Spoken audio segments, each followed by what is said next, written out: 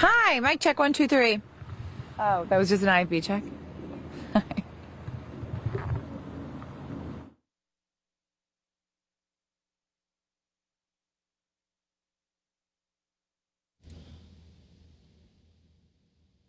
Yeah, can you hear me? Sweet.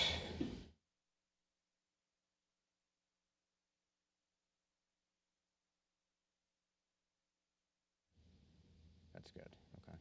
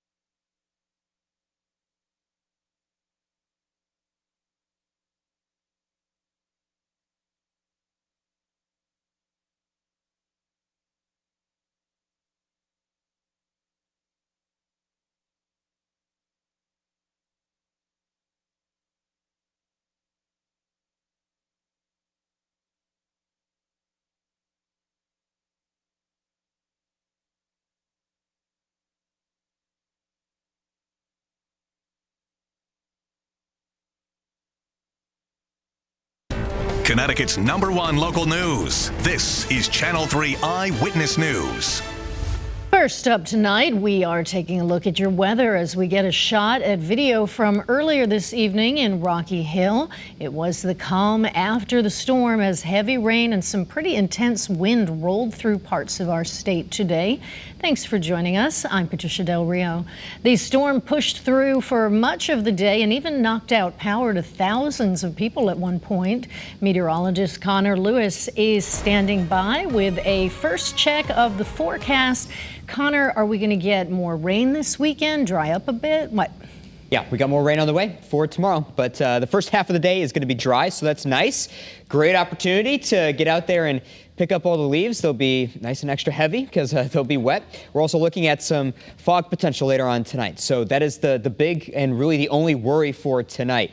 Be very careful. Danbury, quarter-mile visibility. So it might come out of nowhere. You're just driving along on Route 6, and all of a sudden, Willimantic, it's 1.5 mile visibility. So be super careful out there driving with the wildlife out there too, right? So you may encounter some limited visibility later on tonight with that fog that is out there as we speak. Here's a look at tomorrow. So we'll be shaping up for a sunny start, and then we have yet another cold front coming through. This one is going to not be quite as a shock to the system, so we're not looking at those strong wind potential like we had for today, but we're going to see, we could see some snowflakes up in the Northwest Hills. We could see some sleet, some small hail in some areas, and plus we're going to get the rain for tomorrow evening. And then into Sunday, we're looking at some more sunny conditions. Love that. Day off from the precipitation on Sunday, and then late Sunday into Monday, that's when we're going to get some more rain. And in the high country, New England, looking at some snow accumulations up there, 6 to 9 inches possible for some of those places above 4,000 feet. Looking at our thunderstorm potential for tomorrow, that is going to be the radius where we could see any thunder, but it does not look like we're looking at any severe weather potential for tomorrow. And a look at some of the wind gusts from earlier, 64 miles per hour leading the way in Groton. That was some serious stuff. No wonder we had some of those power outages. But fortunately for tomorrow, this is not going to be a scenario where we see those widespread power outages. So we'll be looking at gusty conditions, and it's going to be raw outside. So it's going to be a little unpleasant once we get into the afternoon. Coming up, I'll have a closer look at how tomorrow's going to unfold with the wind and also with the rain. And we're also going to have a closer look at how how things will go down with some more rain potential and snow potential on Monday. That's coming up in the early morning forecast. Okay, Connor, thank you. We will see you in a bit. Here is a look at the latest outage map from Eversource. Right now, there are just under 1,200 people in the dark in our state. We're also following breaking news tonight. Manchester police arrested and identified a 14-year-old boy for the murder of a 13-year-old girl. Police have been working on this investigation since June, but tonight new details have been released. Channel 3 Eyewitness News reporter Marcy Jones is live at the Manchester Police Department. Marcy, what are you learning tonight? Well, Patricia, we learned that this young man is facing several very serious charges, including felony murder, and that he will be tried as a juvenile. After a 5-month investigation, Manchester police served 14-year-old Tristan Martin with an arrest warrant in connection to the murder of 13-year-old Zaniyah Wright. While it's Channel 3's policy not to identify juveniles arrested for crimes, because of a Connecticut state statute that allows police to identify child suspects arrested in Class A felonies, we are using the name and picture police have provided. Channel 3 spoke with Zaniyah's mother, Marissa, off camera tonight, who said while she finds some comfort in the fact that an arrest has been made, nothing will ever bring back her daughter. Marissa says the night before her daughter was found dead, she left Zaniyah under the care of her longtime friend of 18 years and the mother of Tristan Martin.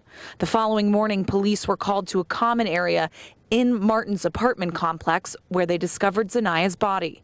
Friends describe Zaniyah as kind, quiet, and a sweet girl who is into beauty and fashion.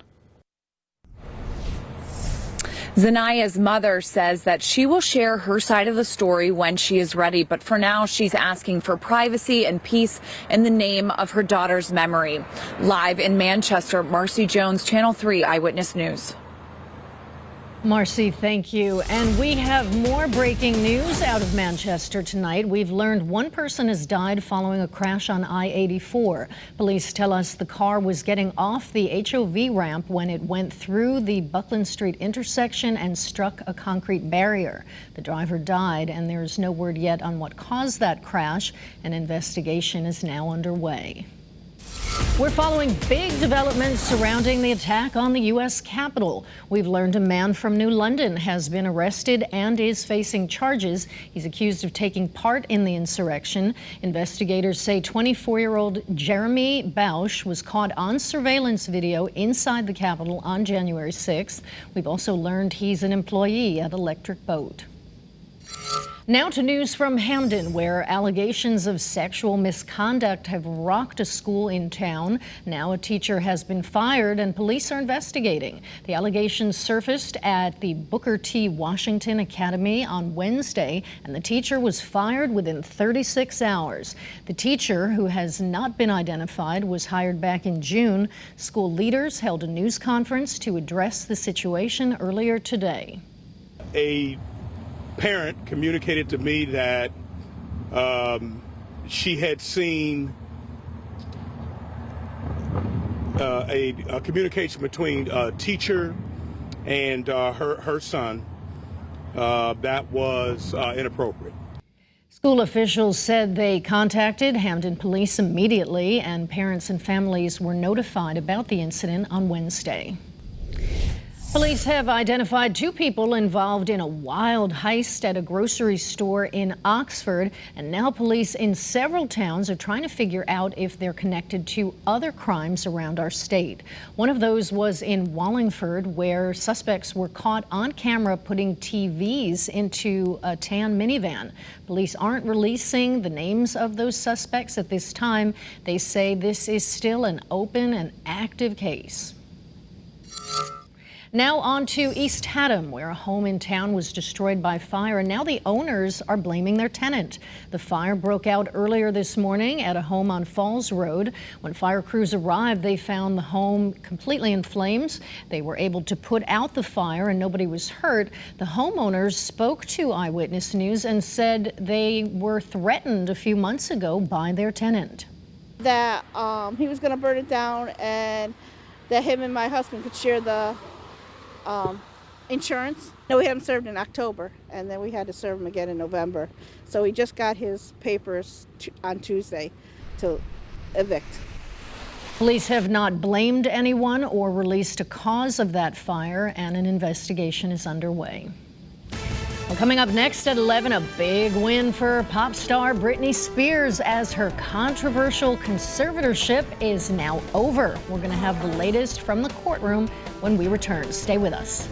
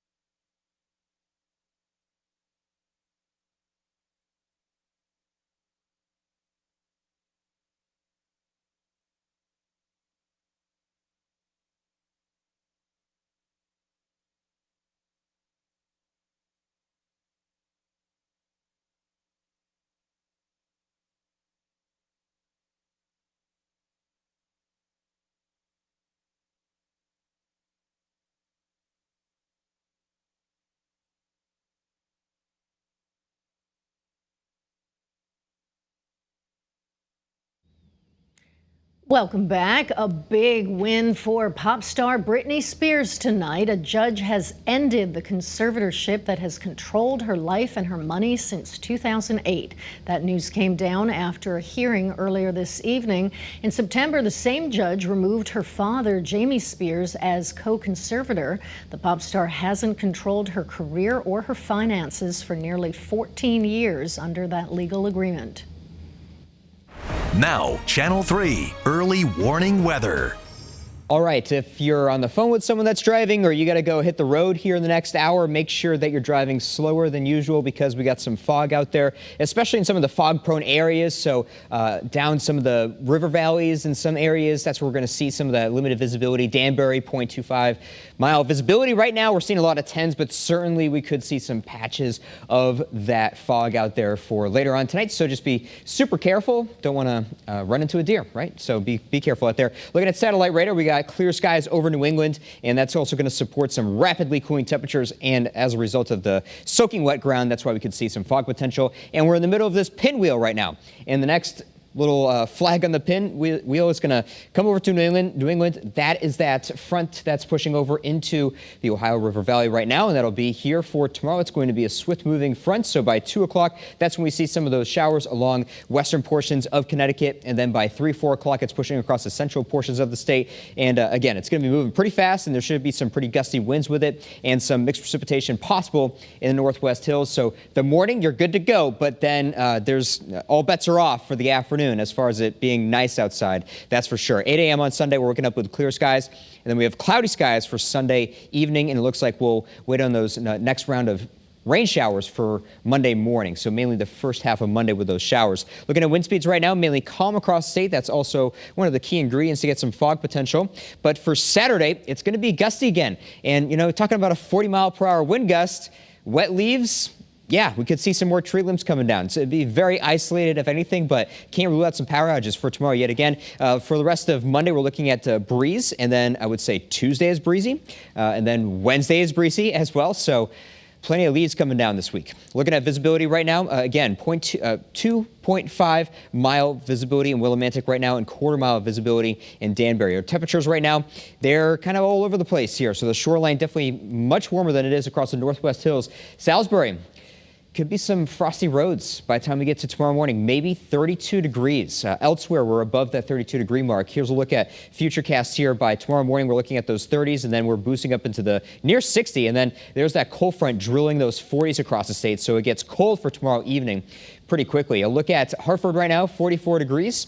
Calm winds, high temperatures for tomorrow reaching about 60 degrees, and much cooler on Sunday, 49 degrees, and we're sticking with those 40s temporarily. Back to the 50s once we get to Wednesday, and some more showers possible on Monday, this upcoming Thursday as well.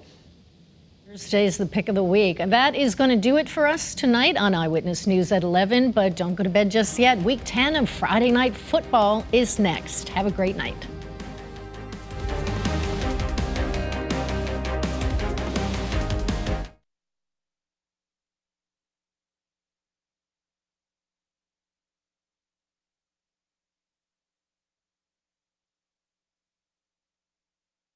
Hello, test. 1, 2, 3, test.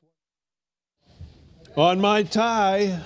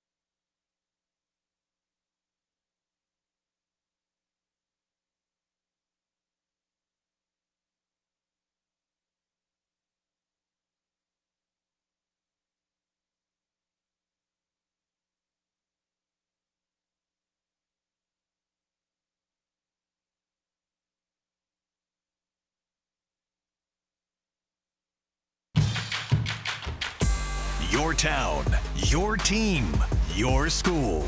Live from Channel 3. This is Friday Night Football.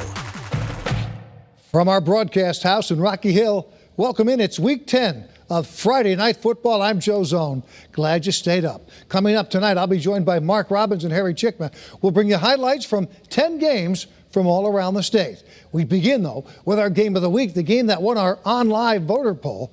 Playoff implications on the line as Bristol Central traveled to take on Plainville. The story in this one tonight was Bristol Central quarterback Victor Rosa. Their first drive of the game, 12 plays, 11 runs, 65 yards, Rosa scores. Next series, 9 plays, 8 runs, 52 yards. Rosa with another short touchdown, 14-0 Central. Watch him on this TD run. He's committed to play quarterback at UConn next year. This is a 34-yarder. Watch that move. And then the next move right there, it was 20-0. Just before the half, Central gets another touchdown. Damian Glasner goes 59 yards to make it 28-0. Third quarter, Rosa shows his arm a little bit. A 32-yard touchdown pass to Ashton Ziapka. He rushed for 3 and threw for 1, 220 yards. It was 34-0. Fourth quarter, Nick Salinas is in at quarterback now, and our student broadcaster, Owen Davidson, with the call. He breaks a couple of tackles. He's at the 50. He might go all the way. He's at the 30, 20, 10, 5, touchdown. That's a Ram touchdown right there. That made it 46-0. That's how it ended. Bristol Central now, the 5th-ranked team in Class L. Plainville drops to 9th in Class M. Out to Granby, the game there between Coventry, Wyndham Tech, Bolton, Lyman, and Granby Canton. It's senior night.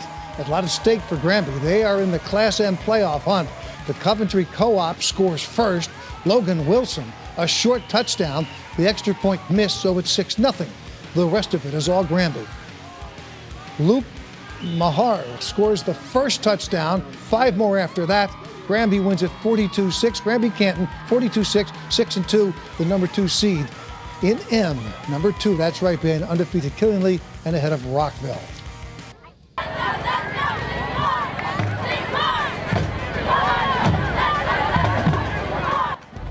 Our FNF cheerleaders of the week come from Simsbury. Their highlights are just minutes away. To nominate your school, send us a message on the Channel 3 app. A couple of big games with playoff positioning taking place tonight in the CCC. With a look at those highlights, we turn things over to Mark Robbins. Mark, you got it. Thank you so much, Joe. Yes, I'll tell you what, it is that time of year. It's getting late in the season. Playoff spots, as we all know, are at a premium. And in Class Double-L, 3rd-ranked Southington trying to hold its playoff position on the road in this one, visiting Conard. Let's get to the highlights. Well, I'll tell you what, the student body for the Chieftains ready for this one. Check out the art of the ball fake. Conard quarterback Israel Lopez. Izzy. That's what they call him, and he's gone. 56 yards. What a play fake. Chieftains are on the board. Now, Conard was down just 3 in the second quarter until Southington's passing attack. Moving the ball down the field. Jack Barnum directing the aerial circus, firing and hitting Jared Arardi. And then he finds Gavin Anderson for the Southington touchdown. And a 17-7 lead for the Blue Knights. But Conard showing no fear. Check out Jack Kennedy. The kids say he's like that. Well, I like this effort. And so did his fellow students at Conard. And you know what? They are partying in West Hartford tonight. Conard with the upset win, beating 3rd-ranked Southington. 31-24 your final. Moving over to Windsor. The Warriors ranked 3rd in Class L, hosting a pretty powerful Newington squad with senior running back Shakir Smith. This kid gashing the Warrior defense all night long. Windsor head coach Rob Fleeting with some instructions for his D, but it wasn't going to stop Smith from getting this touchdown. All right, the Warriors' defense does make some second-half adjustments, coming up with a big sack and in a wild one. Windsor pulling away in the 4th quarter a bit and coming up with the victory. 43-35 is your final as Windsor improves to 8-1 on the season. All right, that's going to wrap things up for me. But, Joe, there is a lot more for our audience. Am I right? You are correct. We head to Wethersfield now for more CCC action. The Eagles hosted Middletown. Early highlights here. The home team is on the board. This long run gets Wethersfield down to the 5-yard line. Talk about a long run from long distance. That led to this, a short touchdown run, and Wethersfield is on the scoreboard. They take the lead at home. They add to the lead here. Watch this connection. A beautiful touchdown pass in the corner of the end zone for Wethersfield. They're up at this point. Middletown comes back to win a tight one, 16-13. The final. Middletown 4-5. Wethersfield 6-3.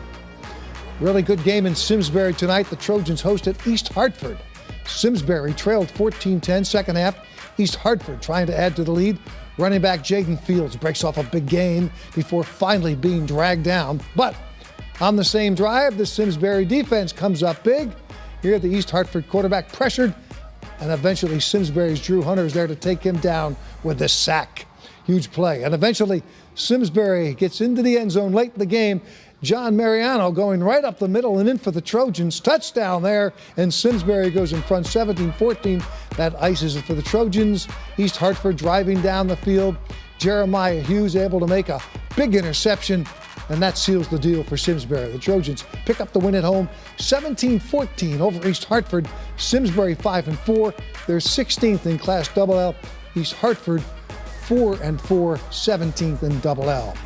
Our Athlete of the Week winner is out tonight. It goes to Maloney running back Josh Boganski. He ran for 320 yards and 5 touchdowns in the win over Hull last Friday. He gets an F&F t-shirt and a caricature of himself drawn by local artist Bob Dornfried. All right, lots more to come tonight on Week 10 of Friday Night Football. When we come back, we have Rocky Hill, New Haven, Middletown, Wilton, and more. We went to all those places. Stay with us. F&F returns right after this.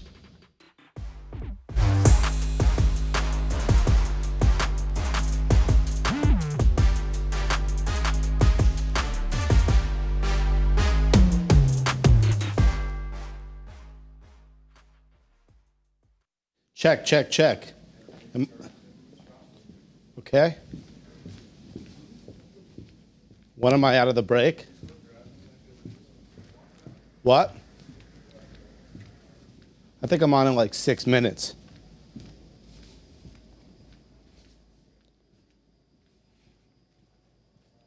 What's up, brother?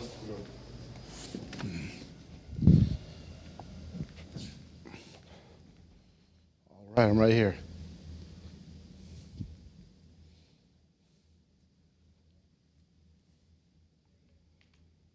Welcome back.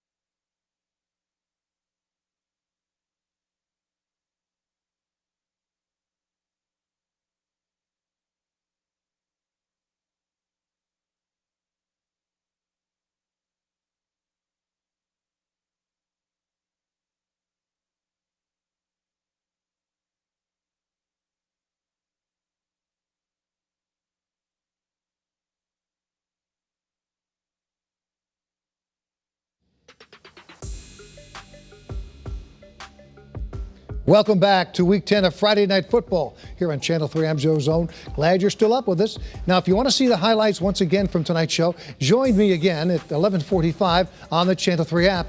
We'll have all the action for you again in its entirety.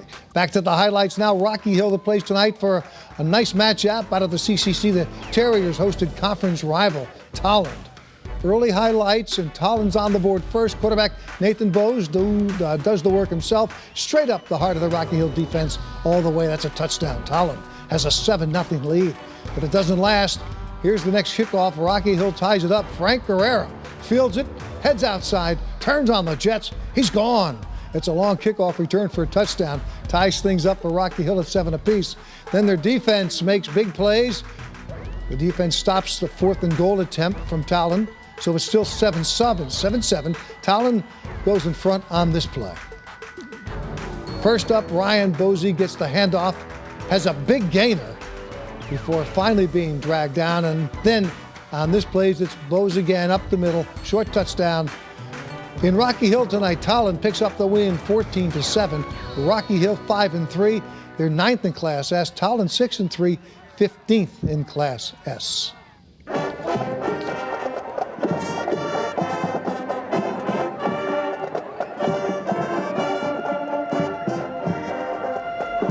Our F&F Band of the Week from Wilton. Their highlights are coming up. To nominate your school, send us a message on the Channel 3 app. All right, we had the chance to check in on action in the Elm City with a look at those highlights from New Haven and more. We've got Harry Chickmere. Harry, you got it. Well, thank you, Joe. Good evening. Another beautiful night throughout Connecticut. Teams trying to fend for position for the postseason and increase their seeding. Our first stop is in New Haven. Majestic night in New Haven. Hill House hosting North Haven under the lights and the fog. Check out that fog. Garrett Myers heating things up, getting Hill House in the groove. Makes a solid tackle, sending North Haven back for a loss of 3. North Haven answering the call. MJ DeVillers and Brian Lastromersky team up for a tackle 4 yards behind the line of scrimmage, and that would set up the offense. North Haven quickly responds courtesy of Zach Zerjotis, and he goes with the aerial attack. 41 yards, a perfect strike to Matt Dodge for the touchdown. North Haven with the big win on the road over Hill House in New Haven. 27-12 is the final. Packed house at Larry McHugh Field in Middletown. Xavier hosting Fairfield Prep. Second corner, Connor Smith, a multi-talented threat in the pocket for Fairfield Prep. He breaks a few tackles, creates the opening just enough to hit Daniel Barrett into the red zone, a 25-yard gain. 2 plays later, Smith would loft one to Timothy Pearson for the acrobatic catch in the end zone, counted for a touchdown for Fairfield Prep. And Prep wins it 35-21. The Jesuits now 8-1. And ranked 2nd in Class L. So a great night in the fog under the lights. Thanksgiving just a few days away. And that will do it for me tonight on Week 10 of Friday Night Football. I'll see you all again tomorrow night on Eyewitness News at 11. I'm Harry Chickma. Joe, back to you. All right, thank you, Harry. How about some FCAC action? Norwalk on the road tonight, taking on Wilton. Lots of offense in this one. The Norwalk quarterback, Sean Brown, airs it out, looks for, finds Justin Oliver, a diving catch into the end zone, touchdown. Norwalk has the lead, but back comes Wilton. William Sujian on the handoff, gets outside, makes his way in for the touchdown. What a game at Wilton. How about another touchdown from Wilton here? Craig Hizzy makes a catch and ends up in the end zone for the TD, back and forth. Norwalk finally puts it away.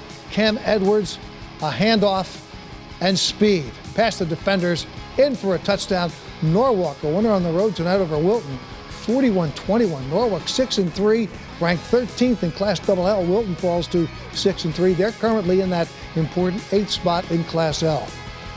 Back to Thursday night football from last night, a special night in Derby. The team celebrated their seniors on senior night. Tonight they hosted NVL rival Ansonia in a scrimmage. Derby had to forfeit its remaining games on the season due to not having enough healthy players. Congratulations to all the seniors who were honored last night in Derby. Hey, take a look at this now. UConn Athletic Director David Benedict tweeting out this picture as new head football coach Jim Mora heads out to Clemson to join UConn for their game there tomorrow. He'll get a chance to meet the Huskies. Moore, coach at UCLA, led them to 4 bowl games in 6 seasons. He was the head coach in the NFL. He has a 5-year deal, $1.5 million for the first year incentives. He takes over the head coaching duties at UConn later this month. That does it for us tonight on Friday Night Football. Thanks for tuning in. A reminder, join us in just a few minutes at 11:45, a special encore presentation of FNF on the Channel 3 app. For the entire crew, I'm Joe Zone. I'll see you out there.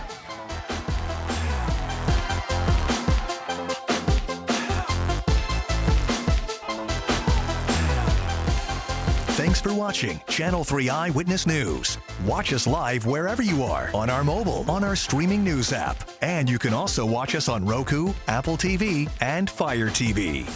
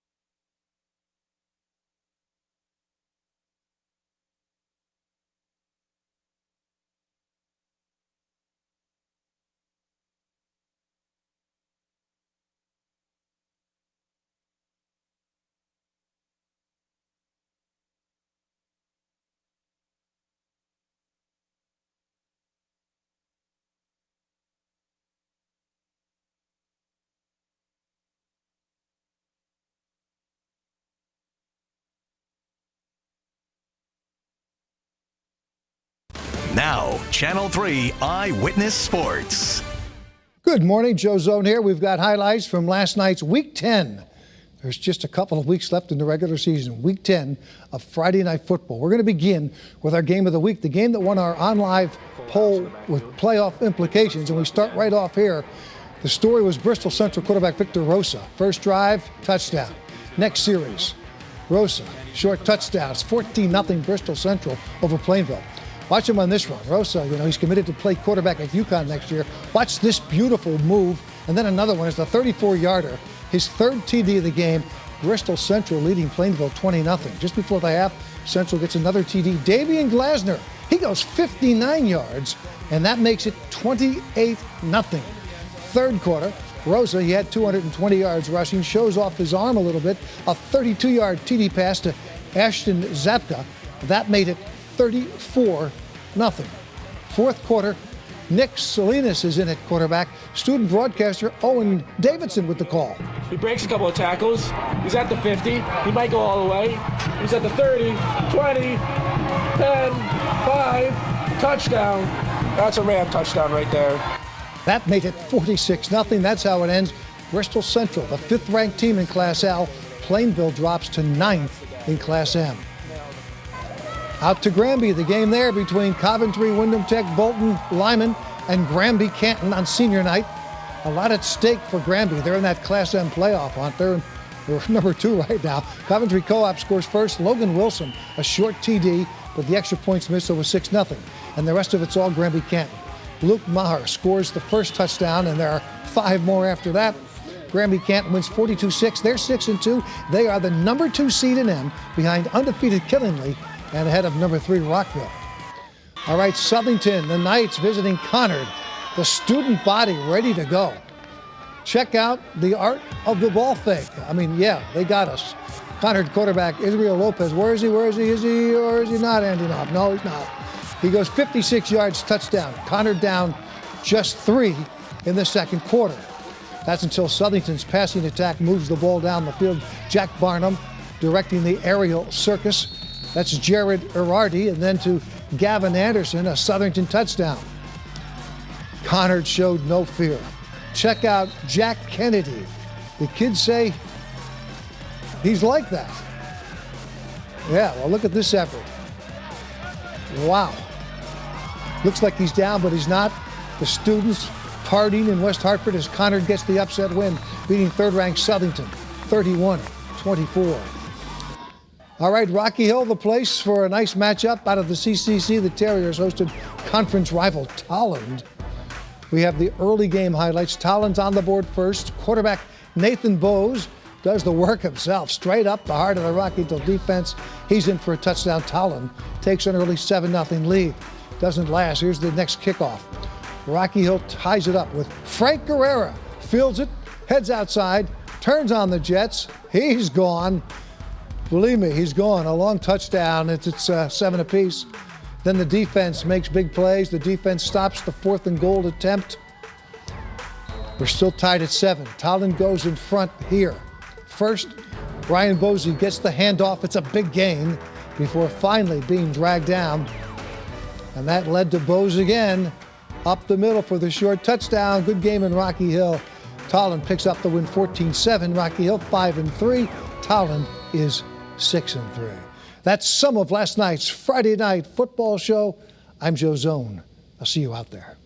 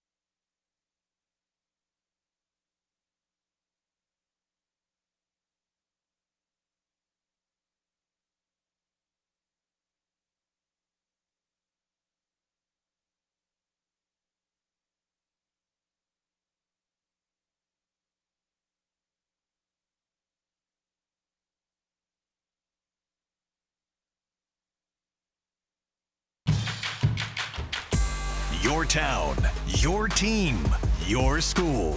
Live from Channel 3. This is Friday Night Football. Well, welcome back to Friday Night Football. Glad you're still up. I'm Joe Zone. All right, we're going to go now and check the highlights from all of the FNF games tonight. And we're going to begin with our game of the week, the game that won our on-live poll with playoff implications on the line. Bristol Central traveled to take on Plainville. And the story in this one tonight was Bristol Central quarterback Victor Rosa. Here's the first drive of the game. It's Rosa finishing a short TD. Next series, Rosa, another short touchdown. Is 14-0 Bristol Central. Now watch him on this TD run. You know, Rosa's committed to play quarterback at UConn next year. This is a boom. Look at that move. There's another one. It's a 34-yarder. Bristol leading Plainville 20-0. Just before the half, he shows off his arm. Well, look at this. He waits. We'll get to that one. This is Damian Glasner, who goes 59 yards. And that makes it 28-0 at the half. Third quarter, Rosa, now here's the arm. A 32-yard TD pass. He ran for 220. This is Ashton Zapka. Touchdown, 34-0. Fourth quarter, Nick Salinas now in at quarterback. Our student broadcaster, Owen Davidson, with the call. He breaks a couple of tackles. He's at the 50. He might go all the way. He's at the 30, 20, 10, 5. Touchdown. That's a Ram touchdown right there. That made it 46-0. That's how it ends. Bristol Central, the 5th-ranked team in Class L. Plainville drops to 9th in Class M. Let's go to Granby, the game there between Coventry, Wyndham Tech, Bolton, Lyman, and Granby Canton on senior night. A lot at stake for Granby Canton. They're in the Class M playoff hunt for sure. The Coventry Co-op scores first. Logan Wilson with a short TD. Extra point miss, so it's 6-0. And the rest of it is all Granby Canton. Luke Mars scores the first touchdown. There are 5 more TDs after that. Granby Canton wins 42-6. 6-2 they are. They're the number 2 seed in M, behind undefeated Killingly ahead of Rockville. All right, the Knights, Southington visiting Conard, and the student body ready. Check out the art of the ball fake. Who's got the ball? Izzy Lopez? Yeah, he didn't hand it off. He's got it. It's 56 yards. Touchdown. Conard down 3 in the second quarter. But then Southington's passing attack, moving the ball down the field. Jack Barnum directs the aerial circus. First, a pass to Jared Ararti, and then to Gavin Anderson for the Southington touchdown. But Conard showed no fear. Check out Jack Kennedy. The kids say he's like that. Well, look at the effort. Doesn't hit the ground. The fellow students partying in West Hartford. Conard gets the upset, beating third-rated Southington 31-24. Let's move over to Windsor. The Warriors, the 3rd-ranked team in Class L. They hosted a powerful Newington squad. Senior running back Shakir Smith gashing the Warriors' defense all night long. Windsor head coach Rob Fleeting, he's got instructions for the defense, but that didn't stop Smith from getting this touchdown. The Warriors' defense did make some second-half adjustments. A wild one. Windsor pulls away in the fourth quarter, gets a big win, 43-35. They're 8-1 on the season. Weathersfield, more CCC action. The Eagles hosted Middletown. Early highlights. The home team gets on the board. This long run gets Weathersfield down to the 5-yard line. And that led to a short touchdown run. Weathersfield's on the scoreboard. They take the lead at home. And they add to that here. Watch the connection. A nice touchdown pass in the corner of the end zone for Weathersfield. Middletown comes back to win in a tight one, 16-13. Middletown 4-5. Weathersfield 6-3. In Simsbury tonight, the Trojans hosted East Hartford. Simsbury trailed 14-10 second half. East Hartford trying to add to their lead. The running back, Jaden Fields, breaks off a big gain before finally being dragged down. This is the same drive. The Simsbury defense comes up big. East Hartford quarterback pressured, and Simsbury's Drew Hunter there to take him down with a sack. That's a big play. Eventually, Simsbury gets back into the end zone. Late in the game, John Morano right up the middle and in for the Trojan touchdown. Simsbury, they're in front 17-14. And this would ice it for the Trojans. East Hartford driving down the field. Jeremiah Hughes makes the interception, and that seals the deal. Trojans pick up the win at home, 17-14 over East Hartford. Simsbury 5-4, East Hartford 4-4. Rocky Hill, the place tonight for a nice matchup out of the CCC as the Terriers hosted conference rival Towland. Early highlights here. Towland gets on the board first. Quarterback Nathan Bose does the work himself, straight up the heart of the Rocky Hill defense, all the way for the touchdown. Towland takes an early 7-0 lead, doesn't last. Here's the kickoff. Frank Herrera fields it, and he's gone. It's tough to follow him, but it's a touchdown. It's 7-7. And then the defense makes some big plays. The defense stops a 4th and goal attempt from Towland, so we're still tied at 7. Towland goes in front here. First up, Brian Bose gets the handoff, and he has a big gainer. Dragged down, but it led to Bose again up the middle for a short touchdown. Towland picks up the win 14-7. Rocky Hill falls to 5-3. They're in 9th in Class S. Top 8 get in. Towland 6-3. Great night in New Haven as Hillhouse hosted North Haven under the lights in the fog. Garrett Myers gets Hillhouse in the groove. He makes a solid tackle, sending North Haven back for a loss, 3-yard loss there. North Haven answers the call. MJ DeVilliers and Brian Lastomersky team up for a big tackle on their own 4-yard behind the line of scrimmage, and that sets up the offense. North Haven scores, courtesy Zach Zergotis. Aerial attack, 41 yards. Matt Dodge, touchdown, a big one on the road over Hillhouse, 27-12, the final. Packed house at Larry McHugh Field in Middletown with Xavier hosting Fairfield Prep. Second quarter. Connor Smith is a multi-talented threat in the pocket for Fairfield Prep. Breaks a few tackles, creates an opening just enough to Daniel Barrett for a 25-yard gain. They're in the red zone, and 2 plays later, Smith lost one to Timothy Pearson. A nice catch for him. Counted for the Fairfield Prep touchdown. Fairfield Prep wins 35-21. The Jesuits are 8-1, ranked 2nd in Class L. To the FCAC, Norwalk on the road, taking on Wilton. Lots of offense in this one. The Norwalk quarterback, Sean Brown, throws it up, finds Justin Oliver, a diving catch into the end zone. Nice touchdown. Norwalk has the lead. Wilton comes back. William Sojian on the handoff. He gets outside, and he's gone. It's a touchdown. What a nice game in Wilton. How about another TD from Wilton now as Craig Hizzy makes a catch. He's in the end zone, and that's a TD. Back and forth tonight, but Norwalk eventually pulls away. Cam Edwards gets a handoff, uses speed to get past the defenders. He's in for a touchdown. Norwalk, a winner on the road over Wilton, 41-22 the final. Norwalk 6-3, ranked 13th in L. Wilton falls to 6-3. They're in that 8th spot in Class L. So that'll do it for last night's Friday night. Actually, it's tonight's Friday night football show. We're still live. I hope you enjoyed it. I'm Joe Zone. I'll see you out there next week.